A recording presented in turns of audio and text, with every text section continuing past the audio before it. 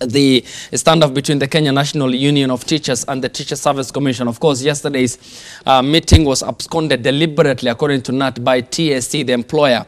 And students and parents are literally staring at schools reopening for the first time of 2019 as they watch events within the Ministry for Education with bated breath. Fred, I'll come to you on this first. This is a perpetual happenstance that normally happens at the start of every term. And we see now accusations and counter-accusations.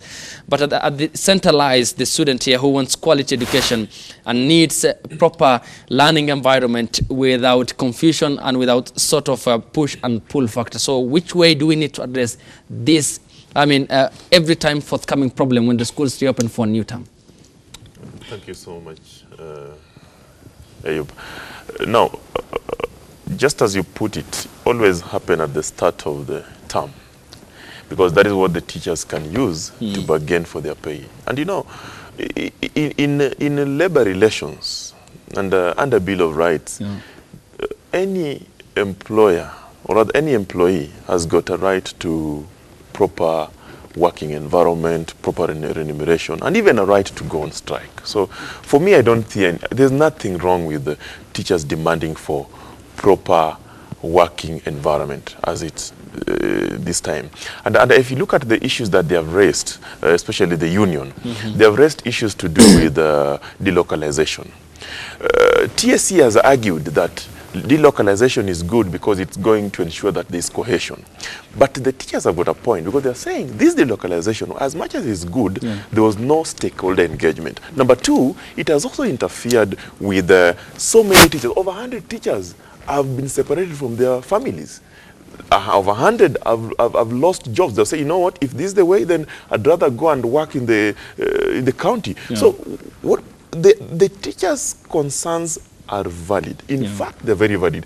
And for the first time, they have shown that they are willing to negotiate. Why did the employer boycott the meeting if it was not done, if it was done in good faith? The question again is, how come they normally wait till a time when teachers have raised these issues is when they react? So for me, I think the only way now is, because the loser here is the student, the only way now is the teacher and the employer must come to a table, as was advised by the labor CS, so that they come into an agreement without further delay, because the exam, the time is starting, students are expecting to go to class and learn, the parents have paid fee, it must go on. All right. Interesting. Times ahead, I am telling you, if at all they're getting this kind of support. And, you know, this talk of saying that they'll be in contempt of court, you know, it's sort of a little bit absurd, and, you know, it brings a lot of controversy. Because then again, you go back to the Constitution, it allows them that right, like Frederick has said, to go ahead and, you know, demonstrate. You know, for as long as it's as peaceful as possible, they are allowed. It's a constitutional right. So they say, whether we like it or not, I mean, and it's not the first time that we're having court orders to bar them from going out there and strikes. They say whether the court order is there or not, they will go ahead and do that, because it's not the first time. So I'll bring you in, of course, Karl Marx, and let's get to briefly look at it on a very general ground. We're talking about the issue of delocalization, which is actually key amongst other reforms that, of course, the teachers are expecting. And we take a look at, you know, other sectors like the police force, where you find that some of these people get into this, you know, service, and they know very well that they're going to be deployed in different areas. I mean, don't you think that they equally have family and all that? So people would argue that maybe this argument of the question of delocalization could not really be holding hot water. Because then again, you get into a job, you expect to be transferred anywhere, for as long as you're working. You know, at the end of the day, it's incumbent upon you to plan yourself. Maybe the teachers just want it way too comfortable for them. Ananda, thank you. I think one thing that we as a country we are forgetting is that, you know, if you talk of education, there are other aspects that we always forget when we talk of education in terms of the delocalization. Because there is this element of the psychology. You've built up a psychology with the constituent, that is the students, the pupils that you're actually controlling. You've also actually built up the parenting part, which of course now you see that Linda, I'm always used to Linda, who is now looking as, you look up to Linda as a parent, who can guide, who can lead you, who can culture you, who can model you, you know. So the element of now the parenting part is also forgotten. Now, if we forget about the element of the parenting, and now that gets into now the element of the education, which of course we look at it only in terms of one thing. It's only about education. But then after we talk of education, what else? Because the localization here, it's like we don't always consider the security of these teachers, even to the areas that we always transfer them. Sure. We don't always look at it in terms of the salary that they get. Because how much do we give, P1 teachers? So that I transfer a teacher all the way from, let's say, Migori to go and teach in Mandera.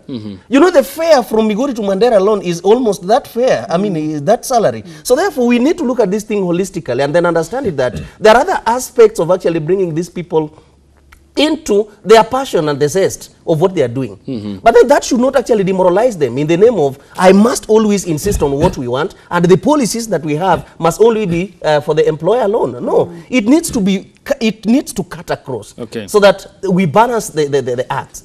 But having said that, I also get to understand that there is the element of the pending promotions.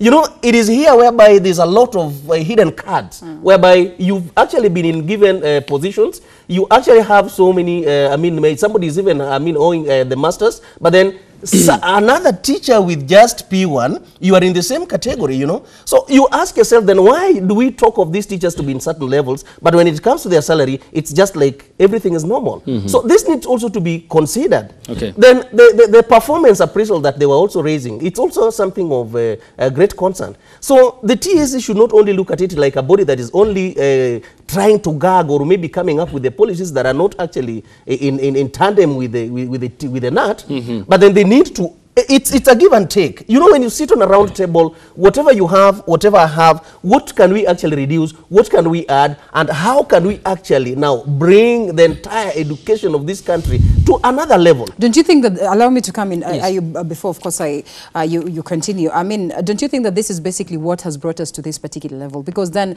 it's not the first time that we're having these teachers. And you started by saying that, you know, it is something that has become perpetual, that every other time, you know, when we're just opening the term or we're going to open the schools, then all of a sudden there's a strike. Simply because all the stakeholders sit down in meetings on round tables and they take haphazard deals. So that we say, okay, let's just, this is a relief. Let's go ahead with the relief. Let's go back to. Then we're hoping that you're going to make the necessary, the left changes that we're actually looking forward to get after this particular time. Then they're not implemented, then we go back there. Why is it that it has become so hard for us to get, you know, solutions once and for all? Then we'll have things running smoothly for at least 3, 4, 5 years. Because deliberately, we've decided and we've refused. Let me use the word refused. We've refused to get to the answers for the past time mistakes that we made within the educational fraternity. Because if you look at it also in a clear way, how else will a student or maybe a pupil who has a right to free and compulsory education is not protected within the constitution that actually now give a leeway for the strikes for the teachers? Because the teachers, they have only this right anchored with the students or maybe the pupils they teach. But then now the right to strike is there, but the right to the free and compulsory education is not protected within these given labor and management acts. So therefore, I think again we need also to get back to our teachers. And we ask them that there are some 3 basic aspects that they need also to come clear. Because where are these limitations when it comes to call for the strikes? Then number 2, we also need to understand that where are there, where are these demands anchored within the collective bargain agreements? Do they have some limitations again?